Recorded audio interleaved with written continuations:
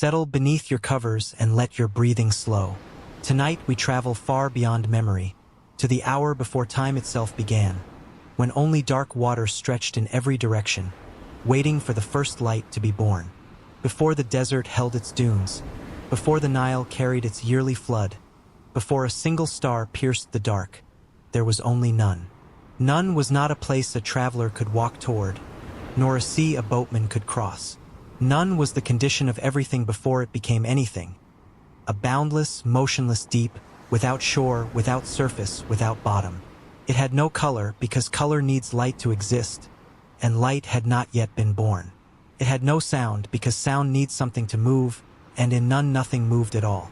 It simply was, stretching in every direction at once, patient beyond imagining, holding within itself every possibility that had not yet chosen to become real. The old priests of the Nile Valley, when they tried to describe none to their students, would often close their eyes and speak slowly, the way one might describe the last thing remembered before falling asleep. They said none was neither good nor bad, neither friendly nor cruel. It was potential. It was the held breath before the first word. Somewhere within that endless water, folded inside its stillness like a seed inside dark soil, waited a consciousness that did not yet have a name, a shape, or a voice, but already had a will. That will was Ra. Not yet the burning disk that would one day cross the sky. Not yet the falcon-headed king wearing the sun upon his brow. In this earliest telling, Ra existed only as intention drifting inside the water of none, a spark of awareness surrounded on every side by the infinite dark, waiting for the moment it would choose to wake. And in time, though time itself had not yet begun to be counted, that spark did wake.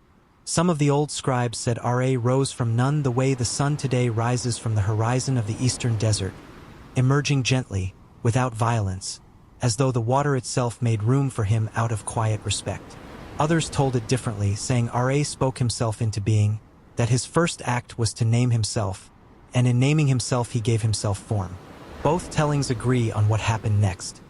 Where there had been nothing but the featureless deep, there now existed one being, alone, aware, and radiant, floating upon the surface of a sea with no edges. Picture him if you can, not yet fully formed, but glowing faintly from within, the way embers glow beneath ash. He looked out across none and found nothing to look at. No shore, no light but his own, no other voice to answer if he called. In this first solitude, the God who would one day rule the heavens felt something that every living creature would one day come to know. The ache of being alone in a great and empty expanse, and the quiet resolve to do something about it. So Ra began to think of land. There is a particular kind of stillness that settles over the Nile Valley just before the earliest light touches it.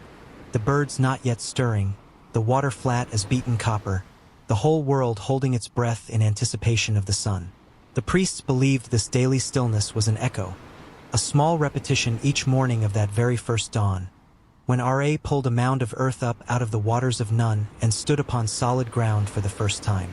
They called it the Benben, the primeval mound, a low hill of damp earth rising just above the surface of the endless sea, the very first piece of the world to exist.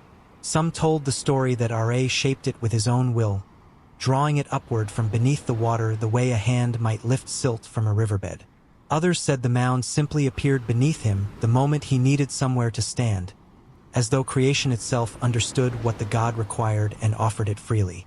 At Heliopolis, the city the Egyptians called Unu, city of the pillar, the priests built a temple around a stone they believed to be a physical echo of that first mound. A tapering pillar of dark granite, polished smooth, catching the morning sun on its point before the light reached anything else in the city.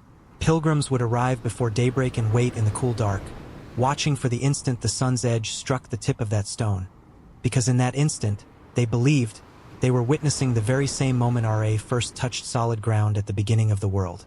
Standing upon the Benben, surrounded on all sides by the vast and silent water, Ra was no longer merely a spark of awareness drifting through the dark. He was a being with a place to stand, and a being with a place to stand is a being who can begin to build.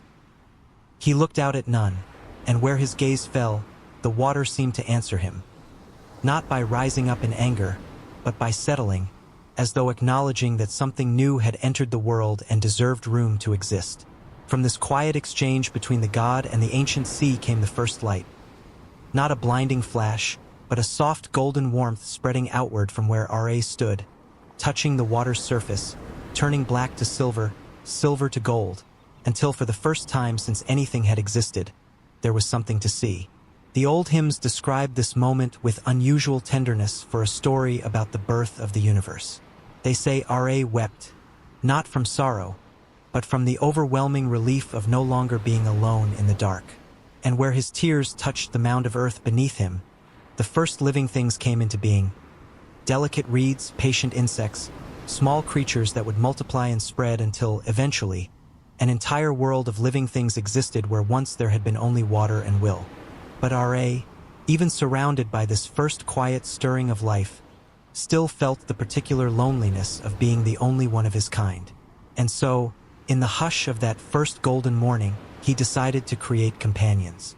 There are many versions of how Shu and Tefnut came into the world, passed down through different temples and different scribes across thousands of years of the Nile's slow, patient history.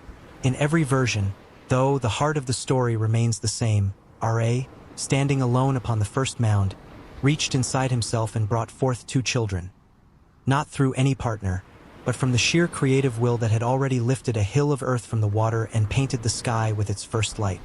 One story tells that Ra sneezed, and from his breath came Shu, the god of air, cool and invisible and endlessly patient, the very substance of space itself.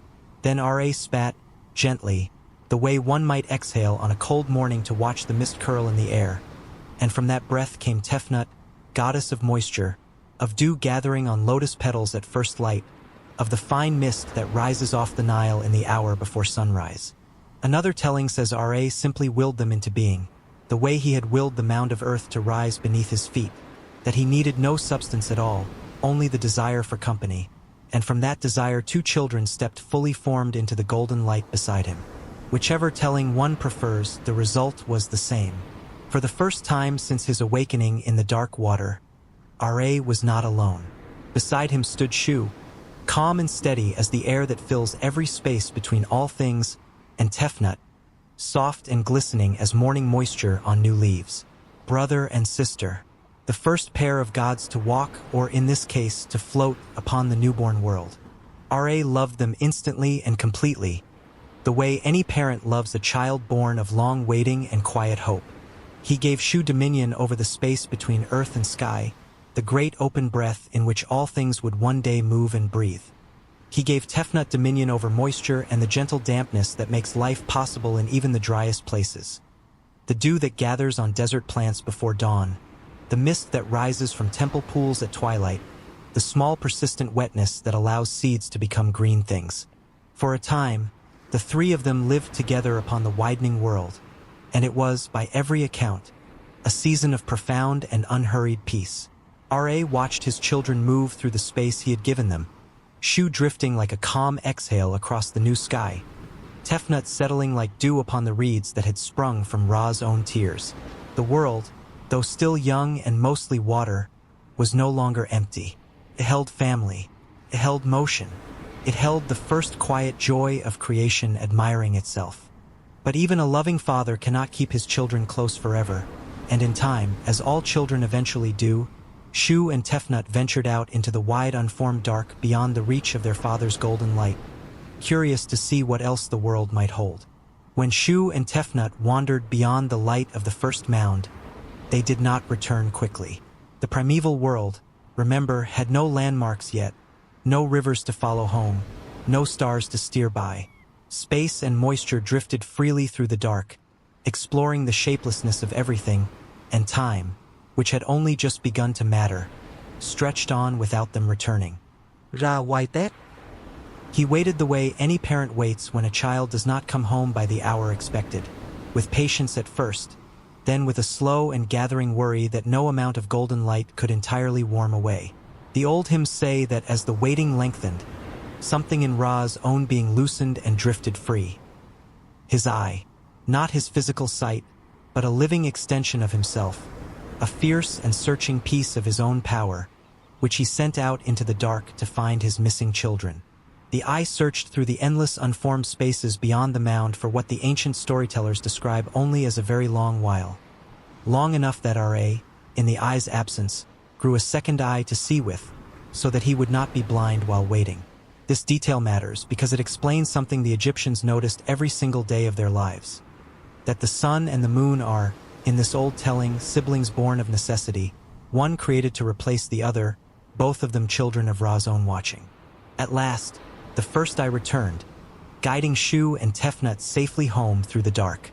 Ra's relief was so complete, so overwhelming, that he wept once more, and where those second tears fell upon the earth, humankind was born.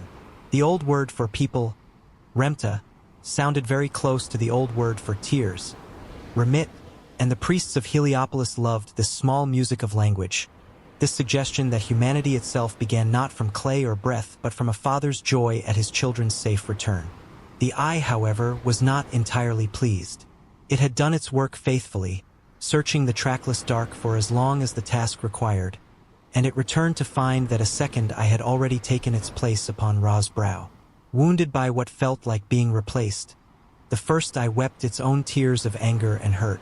Ra, ever patient, ever tender toward those he loved, soothed the eye gently, and in a gesture of reconciliation, set it instead upon his forehead in the shape of a rearing cobra, the uraeus, where it would forever after serve as his fiercest protector, coiled and watchful, ready to strike down anything that threatened him. From that day, the eye of Ra became both wound and weapon, both sorrow and defense, a piece of the sun god's own spirit that loved him enough to be hurt by him and loyal enough to guard him always. With Shu and Tefnut safely returned, the family of gods grew once more. Shu and Tefnut, now grown, brought forth 2 children of their own. Geb, solid and dependable, who would become the earth itself, and Nut, graceful and star-strewn, who would become the sky. At first, Geb and Nut lay pressed closely together, inseparable, the earth and sky not yet parted, embracing in the dark the way lovers do who cannot imagine ever being apart. But a world in which earth and sky remain locked together has no room for anything to live between them. No space for air to move, no room for rivers to flow, no distance for light to travel across. And so Shu, god of air and space, gently but firmly lifted his daughter Nut up and away from her brother Geb, raising her high above the earth until she arched over the whole world like a great star-covered canopy, her fingertips and toes touching down at the 4 distant horizons, her body forming the dome of the sky itself. Geb remained below, his broad back becoming the fertile land, his ribs the low hills, his sighs the tremors that sometimes moved beneath the feet of the living. Between brother and sister, held apart forever by their father's steady arms, there now existed open space, the very air in which birds would one day fly, in which incense would one day drift through temple halls, in which, above all, a golden sun could finally have somewhere to travel. The stage of the world was, at last, fully set. With Geb the earth spread below and Nut the sky arched above, held apart by patient Shu and moistened by gentle Tefnut, the family of gods that the Egyptians would come to call the Ennead, the sacred company of 9, was very nearly complete. Nut, in her vast star-covered form, would in time bring forth children of her own. Osiris, Isis, Set, and Nephthys, each destined to play their part in the great unfolding story of gods and mortals that would follow in ages after this one. But in this earliest telling, before those later dramas had begun, the 9 gods of the first family stood together for the first time upon the new world Ra had made. Ra himself, Shu and Tefnut, Geb and Nut, and the 4 children not yet born but already held within the destiny of the sky. It was here, upon this first gathering of gods, that Ra was raised up as king. Not through conquest, not through battle, as later gods of other lands would sometimes claim their thrones. Ra was made king because he was recognized by his children, by his children's children, by the very earth and sky that owed their existence to him, as the source from which everything else had come. He had drawn the first mound from the water. He had wept the first light and the first people. He had sent out his own watching eye to guide his children home. There was nothing false or forced about his rule. It was simply the shape that gratitude and reverence naturally took. gathered around the one being who had made a world where before there had only been a boundless, waiting dark. They gave him a crown. The sun disk itself, set upon his brow, sometimes shone resting between the horns of a ram, sometimes carried by the wings of a falcon, sometimes wreathed by the rearing cobra that had once been his wounded, loving eye. They gave him a throne, understood to rest upon the same primeval mound where he had first stood in the earliest light. And they gave him a task that would occupy him, faithfully and without pause, for the rest of endless time, to cross the sky each day, carrying light and warmth to the world he had made, and to descend each night into the hidden places beneath the earth, so that light and dark, waking and rest, could take their turns in the great rhythm that would come to govern everything that lived. This rhythm, the priests taught, was the beginning of Ma'at, the deep order and balance that held the universe together. Before Ra's crowning, there had been only the shapeless potential of none. After his crowning, there was pattern. Day following night, night following day, each precisely measured, each dependable, each a promise kept without fail since the very first sunrise. The Egyptians who watched the sun rise faithfully every single morning of their lives were, in their own quiet way, watching Ma'at renew itself before their eyes, watching their king keep the oldest promise ever made. And so, crowned and radiant, Ra prepared to make his first true journey. Not merely the emergence from the water that had marked his birth, but the long, unhurried crossing of the sky that would define the rest of his existence. He called for a vessel worthy of a king who ruled not from a palace but from the heavens themselves, and from the boat builders of the gods, or, in some tellings, from the will of Ra alone. There emerged the sacred solar barque, a boat unlike any that would ever again be built, gleaming and golden, built to carry the sun itself across the endless blue expanse of Nut's outstretched body. Picture the barque as the old artists painted it upon temple walls and tomb ceilings across the length of the Nile Valley. A slender vessel with a high, curving prow and stern, each rising gracefully like the petals of a lotus just beginning to open, its hull the color of beaten gold, catching whatever light touches it and returning that light doubled, as though the boat itself were made of captured sunrise. At its center stood a canopy, and beneath that canopy, upon a throne shaped like the mound of the first creation, sat Ra himself, sometimes shown as a man with the head of a falcon, sometimes as a full sun disk encircled by a protective serpent, sometimes simply as radiant light given the barest suggestion of form. He did not sail alone. No king, however powerful, crosses so vast a distance without companions, and Ra's barque carried a crew as remarkable as the vessel itself. Thoth, god of wisdom and the moon, ibis-headed and endlessly thoughtful, often stood near the prow, keeping records of the journey and offering counsel drawn from his boundless store of knowledge. Ma'at herself, goddess of truth and balance, sometimes traveled with the company as a small feathered figure, her presence a constant reminder that the journey must never stray from order into chaos. Various minor gods and spirits took up the oars and the steering pole, propelling the great vessel forward through the sky's currents the way boatmen on the Nile below propelled their own smaller craft through water. And coiled protectively around the barque, sometimes shown wrapped along its full length, was Mehen, the great serpent whose name meant the coiled one. Unlike Apophis, whom we will meet later in the deeper hours of the journey, Mehen was no enemy of Ra. Mehen was guardian, not threat, a living shield of scales that encircled the sacred vessel and everyone aboard it, protecting the sun god from harm the way a mother might curl her body around a sleeping child. The Egyptians found comfort in this image, that even the sun, mightiest of all beings, still needed protection, and that protection was freely given by a being who loved him. Each morning, as the barque prepared to set out from the eastern horizon, the god took the youthful form the Egyptians called Khepri, shown as a great scarab beetle, or as a man with a beetle's head, pushing the newborn sun before him the way the small dung beetles of the riverbank push their round burdens across the sand. This was no small or humble comparison. The Egyptians watched those beetles carefully and noticed something remarkable. From a ball of earth that appeared, at first glance, to hold no life at all, tiny new beetles would eventually emerge, seemingly born from nothing, seemingly created out of ordinary matter through some hidden and marvelous process. To the Egyptian mind, this was creation itself in miniature, matter transformed into life through patient, unseen work, and so the scarab became one of the most beloved symbols in the entire span of Egyptian belief.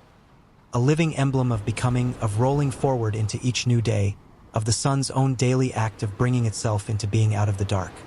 As Khepri, then, the young sun rolled up over the eastern horizon each morning, and the golden barque began its long, unhurried voyage across the arched body of the sky goddess Nut, through the 12 measured hours of the day. The first hour of the day belonged entirely to beginnings. As the barque rose from the horizon, the world below stirred gently awake beneath it. Picture the Nile Valley in that earliest light, mist still clinging to the water's surface, herons standing motionless in the shallows, the first birdsong rising thin and clear through air still cool from the night before. Along the riverbanks, lotus flowers that had closed their petals at sunset now began, very slowly, to open again, drawn upward toward the returning light the way the whole valley seemed drawn upward toward it. The Egyptians considered this small daily miracle another quiet echo of Ra's own story. The lotus, closing into darkness each night and unfurling into brightness each morning, mirroring the sun's own endless cycle of setting and rising. Farmers rising in villages along the water's edge would pause, however briefly, to watch that first light touch the tops of the palm groves, gilding the fronds before it reached the ground beneath them. In the cities, temple doors were opened at this hour by priests who had risen long before dawn to prepare, and the first thin ribbons of incense smoke began drifting upward from altar fires, rising to meet the light the way the lotus rose to meet it, as though smoke and flower alike understood themselves to be small offerings to the great journey now beginning overhead. As the barque moved through the second and third hours, climbing higher above the horizon, the light strengthened and warmed, no longer the pale gold of first waking but the fuller amber of a morning fully underway. The company aboard the barque settled into the steady rhythm of travel, Thoth recording, the oarsmen rowing in unhurried unison, Mehen coiled watchful along the hull, Ma'at's quiet presence holding the whole company to its true and steady course. Below, the world went about its own morning rhythms in a kind of unconscious harmony with the god's own passage overhead. Fishermen cast their nets into water now bright enough to show the shapes of fish moving beneath the surface. Women walked to the riverbank with jars balanced on their shoulders, filling them with water that caught and scattered the strengthening light. In the fields beyond the villages, the dark, rich soil that the yearly flood had left behind, soil the Egyptians simply called Kemet, the Black Land, and considered the very heart of their identity, was turned and planted beneath a sky now fully alive with morning color. By the fourth and fifth hours, the barque had climbed a good distance above the eastern horizon, and the young Khepri who had rolled the sun up from the dark now began, gradually and without any sharp transition, to take on the fuller, steadier form the Egyptians knew simply as Ra. No longer the newborn scarab pushing his burden forward, but the mature sovereign, crowned with the full disk of the sun, radiating the strong and generous warmth that would carry the world through the heart of the day.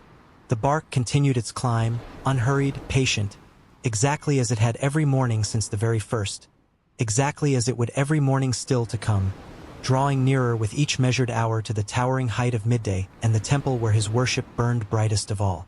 By the sixth hour, Ra's barque hung directly overhead, and the light he cast fell straight down upon the whole valley without shadow or slant, illuminating everything equally, the way a king's justice was meant to fall equally upon every one of his subjects. This was the hour of fullest strength, and it was no accident that the greatest of all temples dedicated to Ra rose in the city built to honor exactly this moment. Heliopolis, city of the sun, which the Egyptians themselves called Unu. Let your mind wander there now, to the wide courtyards of that ancient city, paved in pale stone that held the day's warmth long after the barque had passed beyond them. Towering obelisks rose at the entrances to the temple precincts, each one carved from a single piece of granite, each one tapering to a small pyramid-shaped tip plated in electrum. A pale gold alloy that caught the sun's light and threw it back in a blinding point of brightness, so that from a distance, on a clear day, the tips of Heliopolis's obelisks seemed to burn with their own private flame. These towering stones were themselves understood as petrified rays of the sun, solid beams of Ra's own light standing eternally upright in his honor, connecting the temple below to the god crossing high above it. Within the temple walls, in courtyards open to the sky rather than hidden beneath any roof, priests maintained a life devoted entirely to the rhythm of the god they served. Each morning before the barque even reached the horizon, They rose in darkness to purify themselves in temple pools, to dress in fresh linen white as the mist rising off the Nile, and to prepare offerings of bread, beer, incense, and fresh lotus blossoms, laying them out with unhurried care upon stone altars warmed by the previous day's sun.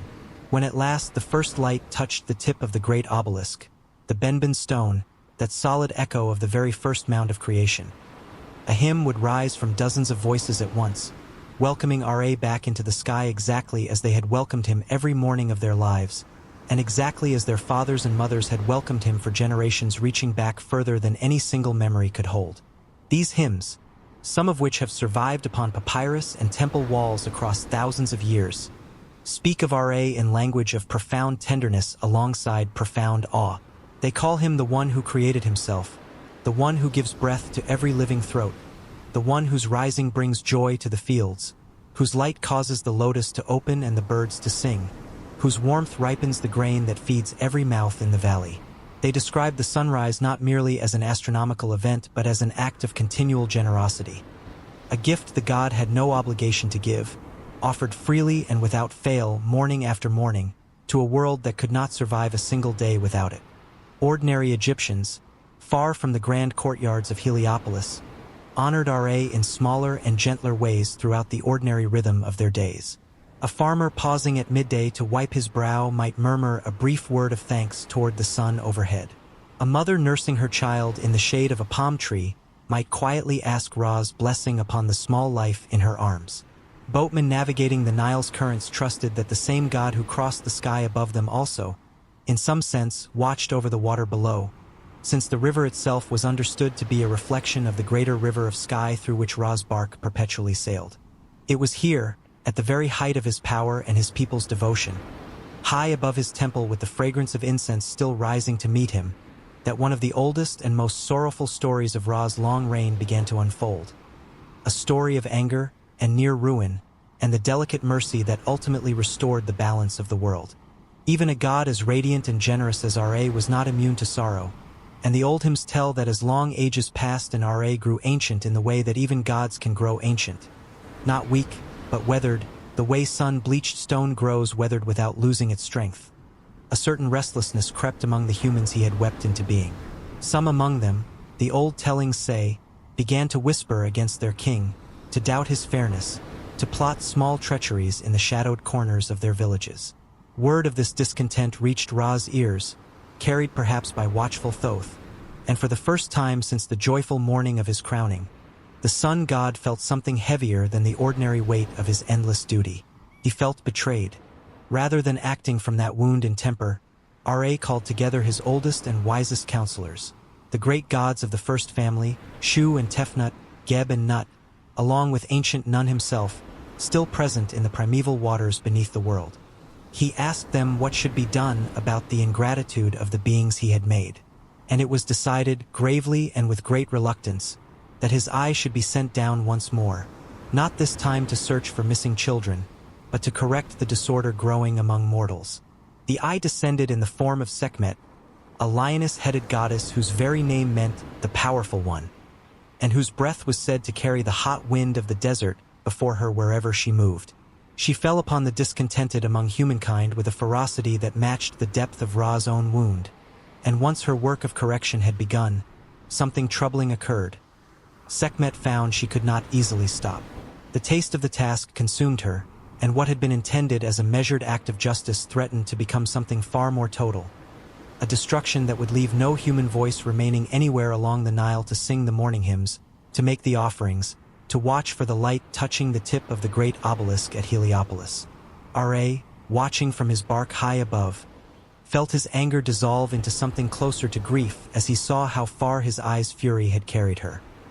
He had not wished for the end of humankind, only a correction of its course, and he moved quickly to call Sekhmet back before her work consumed everything he had wept into being. But a fire so fully kindled cannot simply be told to stop, and so Ra turned instead to cleverness. He commanded that a great quantity of beer be brewed and dyed a deep red, the color of blood, and had it poured out across the fields in Sekhmet's path. Some tellings say near a place called Dendra, others simply say it was spread wherever her rampage was expected to pass.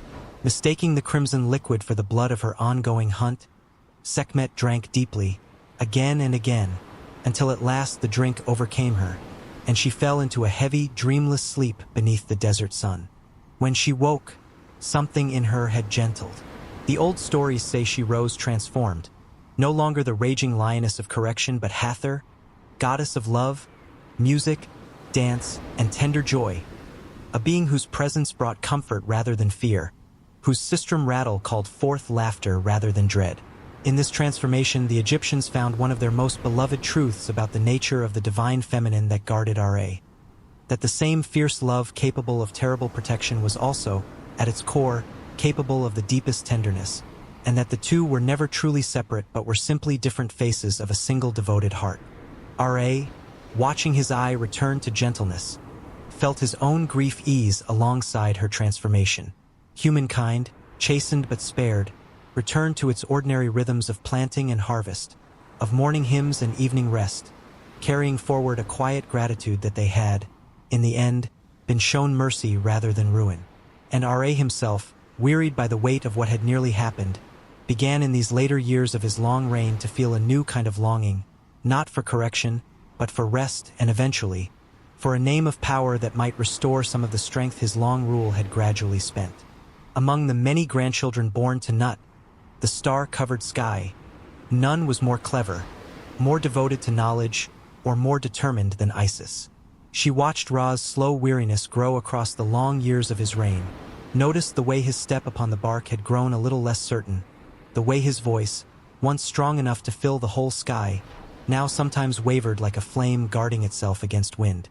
Isis loved wisdom the way some love treasure, and she understood something crucial about the nature of power in that ancient world. That every being, even the mightiest, held one true name beyond all the names spoken by others, a secret name known only to themselves, in which their deepest power resided. To know a being's secret name was to hold a measure of true influence over them, not through force, but through the intimate knowledge of what they truly were beneath every title and every crown. Isis resolved to learn Ra's secret name, not from any desire to harm the king she loved and respected, but from a wish to gather every possible form of power and protection for the family she was building, for herself, and for the child she would one day raise, the falcon god Horus, who would need every advantage the world could offer him in the trials ahead. Her plan, when she settled upon it, was patient and clever rather than forceful, in keeping with everything the old stories tell us about her character. She waited by a path Ra was known to walk in his more human moments, when his great age caused a little saliva to fall from his lips as he moved. Gathering this with careful hands, Isis mixed it with dust from the ground and shaped from it a small serpent, which she then placed, hidden and still, along the path where Ra would pass again. When the god came by, unaware, the serpent struck, and its venom, carrying within it something of Ra's own essence, since it had been shaped from his own body, proved more painful and more persistent than any poison that had ever touched him before. Not even his own vast power could heal a wound born from a piece of himself. Ra cried out, and gathered around him came the full company of gods, each offering remedies, each trying every spell and every skill they possessed, but nothing eased the burning that spread through him. At last Isis came forward, gentle and grave, and offered her help, but only, she said, if Ra would tell her his true and secret name, since a wound of this nature could only be healed by one who knew the fullest truth of what had been struck. Ra resisted for a long while, offering instead his many public names and titles, the names known to every priest, chanted in every temple, carved upon every obelisk from Heliopolis to the furthest reaches of the valley. But the pain did not ease, and at last, weakened and weary, the ancient king relented. He asked that his name pass from his own heart into hers directly, without being spoken aloud where any other being might overhear it, and Isis agreed. In that quiet, private exchange, the secret name of Ra passed from the oldest god in existence to the cleverest goddess among his descendants. And with the name secured, Isis spoke the healing words, and the venom's fire eased at last from Ra's body. The old storytellers do not tell us what that name was.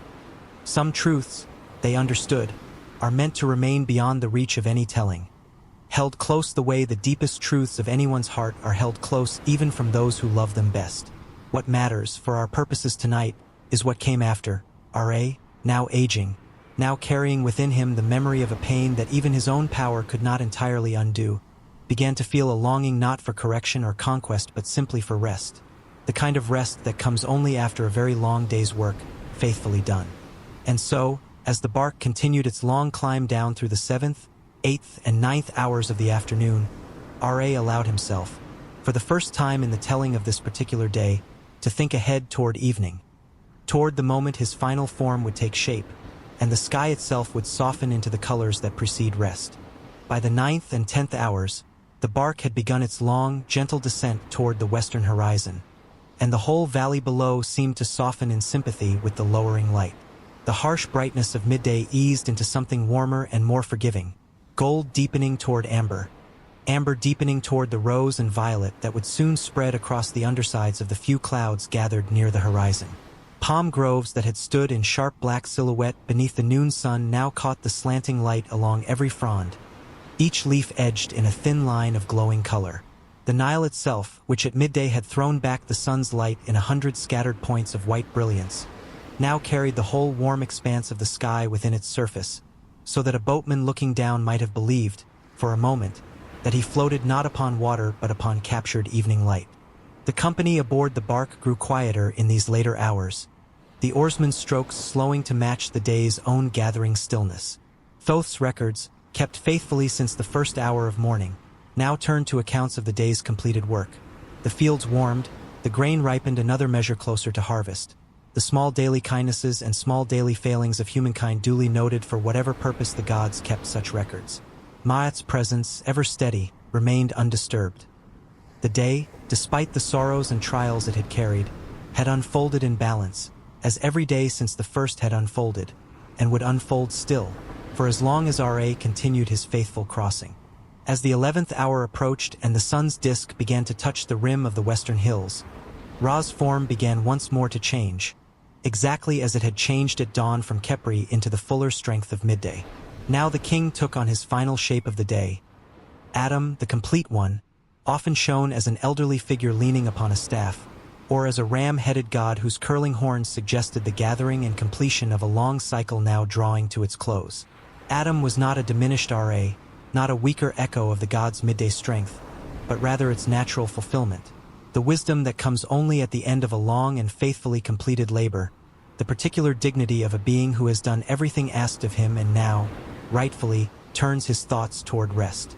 Along the riverbanks, the ordinary rhythms of evening began to unfold in their own quiet harmony with the god's descent.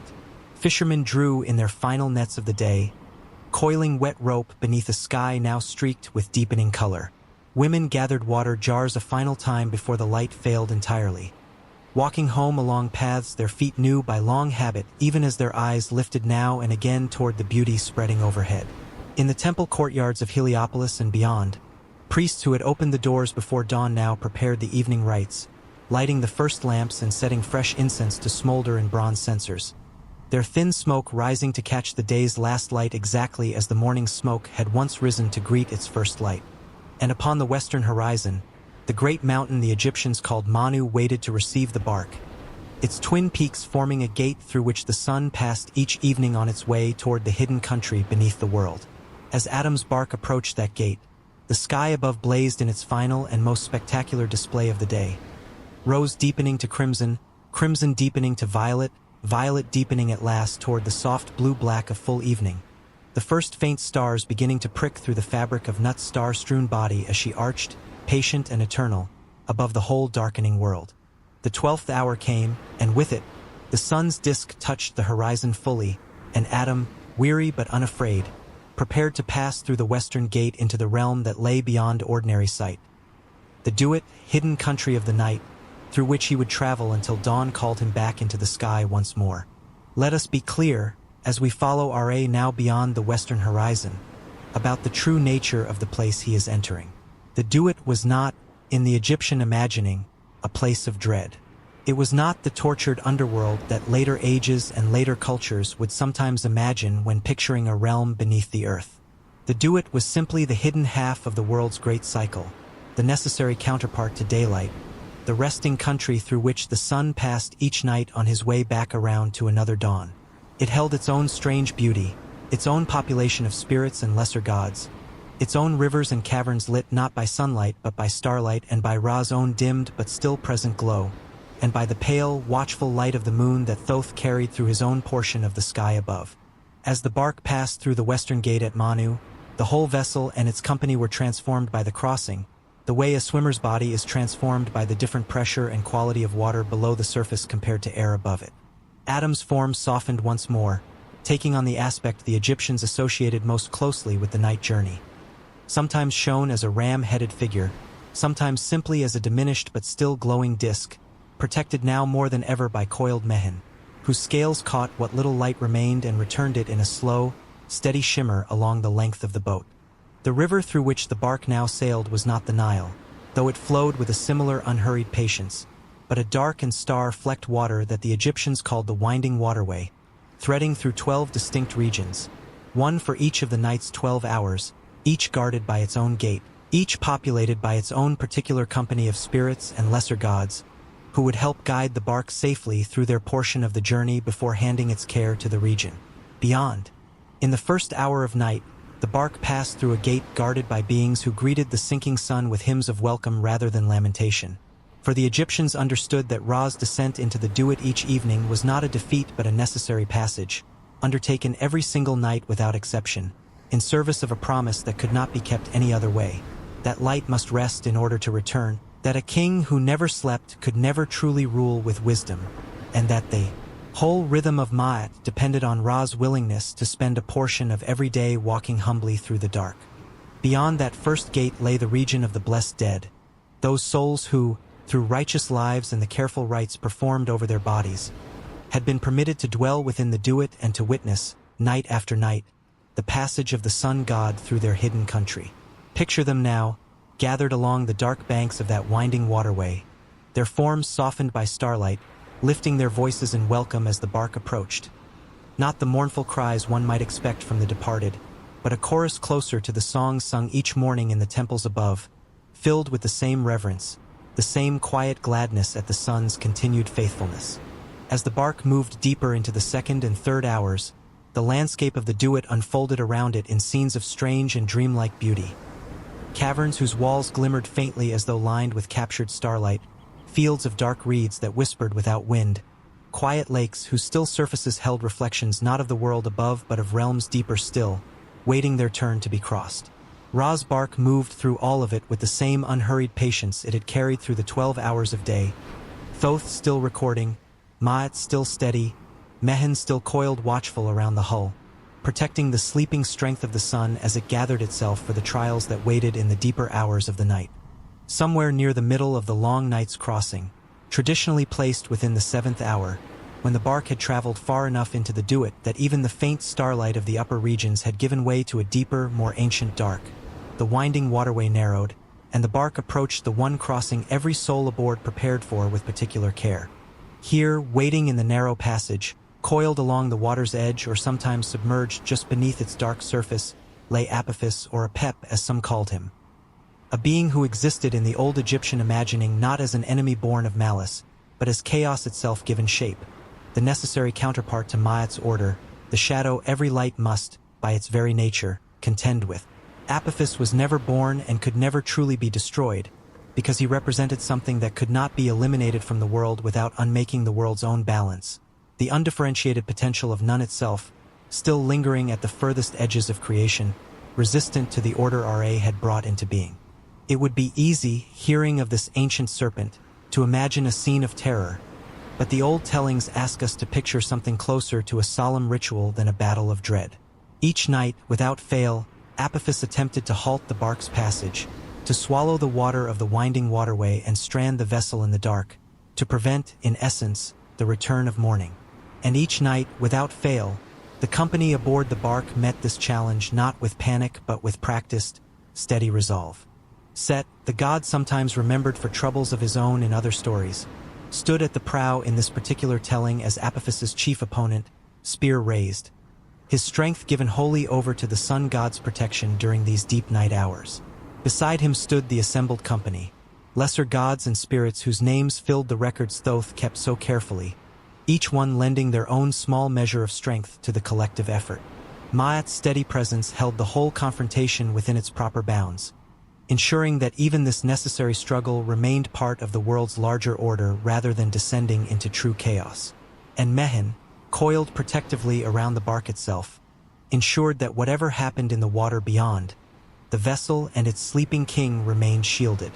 The confrontation, when the old artists painted it upon tomb walls and temple ceilings, was never shown as prolonged or violent in the way later ages might have imagined such an encounter. It was shown as brief, almost ceremonial, spears raised, chains cast, the great serpent bound and driven back into the depths from which he had risen, the waterway clearing once more to allow the barque's steady passage onward. Apophis was never fully destroyed in these tellings, because he could not be. Chaos does not vanish from the universe simply because order defeats it on a single night. But he was, every single night, without exception, turned back, pushed once more into the depths, forced to wait for tomorrow's crossing to try again. There is a particular comfort in this part of the story, one the old priests understood well and wove carefully into the hymns sung each evening as the sun set. That even the deepest darkness, even the oldest chaos, could not, in the end, prevent the light from continuing its journey. Every single night since the very beginning of the world, this crossing had been made successfully. Every single night, the serpent had been turned back. Every single morning, without one recorded failure across the whole span of remembered time, the sun had risen again over the eastern horizon. The listener drifting towards sleep now, hearing this part of the story, might let that same certainty settle over their own resting mind. That whatever darkness the day has carried, whatever quiet chaos has pressed against the edges of one's own thoughts, the light has always returned before, and will return again, exactly as faithfully as it has every single time before this one. With Apophis driven back into the depths, the barque continued onward through the remaining hours of night, the waterway widening once more, the starlight strengthening overhead, the whole company aboard settling back into the same unhurried patience that had carried them through every hour since the sun first touched the western horizon. In the deepest region of the Duat, traditionally held to lie within its most hidden hours, the barque passed through a realm the old texts describe with particular tenderness. The domain of Osiris, lord of the dead, brother to Set, husband to Isis, whose own long story of death and restoration ran alongside and sometimes intertwined with Ra's nightly journey. Here, in this most secret region, something remarkable was said to occur. The spirit of Ra and the spirit of Osiris merged for a single quiet hour, becoming for that brief span a single being holding within it both the eternal renewal of the sun and the eternal rest of the dead. This union, brief as it was, gave strength to both, Osiris drawing something of Ra's inexhaustible vitality into his own quiet realm, and Ra drawing something of Osiris's deep patience into his own onward journey, a patience that would serve him well through the final hours of the crossing. Picture this meeting not as a grand or dramatic event, but as something closer to two old friends sitting together in comfortable silence at the end of a long day, each drawing quiet comfort from the other's presence without any need for words. Around them, in this deepest and most hidden hour, the blessed dead who dwelled within the Duat gathered close, witnessing this union of sun and rest with the same reverence the world above showed each dawn, understanding that this quiet meeting, hidden from every living eye, was itself one of the great and necessary mysteries upon which the whole rhythm of existence depended. From this union, renewed and strengthened, Ra's barque continued onward through the 10th and 11th hours, the dark waterway now beginning very gradually to lighten. Not yet with the color of true dawn, but with the faint promise of it, the way the sky sometimes seems to hold its breath in the last hour before first light, gathering itself for the change about to come. The company aboard the barque, weary from the long night's crossing but steady in their purpose, began the quiet preparations for the transition ahead. Thoth closed his long record of the night's passage, ready to begin a fresh account with the coming day. Mehen loosened his protective coil, sensing that the greatest dangers of the crossing now lay behind rather than ahead. And Ra himself, still resting in the form he had carried through the deepest hours of night, began to feel within himself the first faint stirrings of the transformation that would carry him, once more, back into the youthful and radiant form of Khepri, ready to push the newborn sun up over the eastern horizon exactly as he had every single morning since the very beginning of the world. In the final hour of the long night's crossing, the barque approached the eastern gate. the counterpart to the western gate at Manu through which the vessel had first entered the Duat 12 hours before. Here, waiting at the threshold between the hidden country of night and the wide bright world above, gathered a company of goddesses whose particular task was to assist in the sun's final transformation. To receive the tired form Ra had carried through the darkest hours and to help him become, once more, the youthful scarab who would roll the newborn light up into the waiting sky. This transformation, the old texts suggest, was never a simple or automatic thing, however many times it had already occurred. Each night's renewal required the same careful, patient work as the very first renewal at the dawn of creation. A reminder that even the most dependable rhythms of the universe are not achieved without genuine effort, genuine care, genuine attention paid by every being with a role to play in maintaining them. The goddesses gathered at the eastern gate sang softly as they worked, their voices blending with the faint first birdsong beginning, far above in the waking world, to stir the pre-dawn air along the Nile's banks. Within the barque, Ra's form shifted at last, the elderly dignity of Adam and the deep rest drawn from his hour with Osiris giving way gradually to something lighter, something newer, something carrying within it all the freshness of a beginning that had, in truth, been carefully and faithfully prepared across the whole span of the night just past. By the time the barque reached the very threshold of the eastern gate, Khepri had fully emerged once more, young, radiant, tireless, pushing before him the small bright disk that would soon grow, as it climbed, into the full warm strength of another day's sun. Above, in the world the barque was about to rejoin. The particular hush that comes before every sunrise had settled over the whole valley. Mist lay close along the water's surface. The last stars, faint now against a sky just beginning to pale toward gray, still glimmered here and there overhead, patient as they had always been, waiting to fade gracefully once their long watch was complete. In the temple courtyards of Heliopolis, priests who had kept vigil through the final hours of darkness stood ready at the base of the great obelisk, their eyes fixed upon its tapering tip, waiting, as they and their ancestors had waited every single morning across more generations than any single memory could hold, for the first touch of returning light. And then, exactly as it had happened at the very beginning of the world, and exactly as it had happened every single day since without one recorded failure, the eastern horizon brightened and brightened further, and at last broke open along its edge with the thin, brilliant line of the returning sun. Khepri's small bright burden crested the horizon and began at once to climb, and the whole waiting world, mist and lotus, palm grove and temple, farmer and priest, bird and beast, turned as it always turned to receive the light. The hymn rose from Heliopolis exactly as it always rose, the same words spoken by countless generations of grateful voices, welcoming Ra back into the sky he had never truly abandoned, only patiently, faithfully, and courageously crossed beyond for the necessary hours of rest and renewal that even a sun god required. Let the story rest here for a while, in this quiet hour of returning light, and let us consider together, gently and without hurry, what this ancient journey meant to the people who told it generation after generation, for thousands of years along the banks of the Nile. They did not understand the sun the way we understand it today, as a star among countless others, vast beyond imagining, indifferent to the small lives warmed by its distant fire. To the ancient Egyptians, the sun was a living presence, a being who cared enough about the world he had made to cross it faithfully every single day, who wept the first tears from which humanity itself was born, who wearied and aged and suffered wounds and still, despite every hardship, rose again each morning without fail. In Ra's daily journey they saw a reflection of their own lives, the necessary rhythm of labor and rest, the way even the greatest strength must sometimes yield to weariness, and the deep comfort of knowing that weariness, properly honored with rest, always gives way in time to renewal. They saw in Apophis not a villain to be feared, but a reminder that difficulty and disorder are woven permanently into the fabric of existence, that no single victory over chaos is ever final or complete, and that the proper response to this truth is not despair but steady, faithful effort, renewed each time it is needed, exactly as Ra and his company renewed their effort every single night without complaint. They saw in Mehen's protective coil a reminder that even the mightiest among us benefit from guardianship freely given by those who love us. They saw in the scarab beetle, rolling its small burden across the sand, an image of quiet, patient becoming, the understanding that great things, even the return of the sun itself, are built through steady, unglamorous, repeated effort rather than sudden miracle.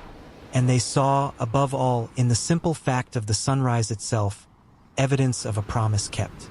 Every morning, standing in the cool hush before dawn, an ordinary Egyptian farmer or fisherman or mother could look toward the eastern horizon with genuine confidence that light was coming. Because light had always come before, every single time, across a span of mornings too vast to count. This was Ma'at made visible.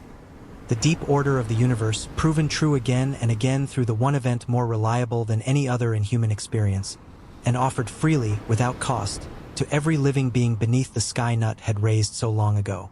And so the barque completes its circle, as it always has, as it always will, up from the eastern horizon through the 12 bright hours of day, down through the western gate into the 12 hidden hours of the Duat, past the blessed dead who sing their welcome, past the deep waters where Apophis waits and is turned back yet again, through the quiet union with Osiris in the hour of deepest rest, and out once more into the pale hush before dawn, where Khepri rolls the small bright sun up over the horizon and the whole waiting world turns, gratefully, to receive it.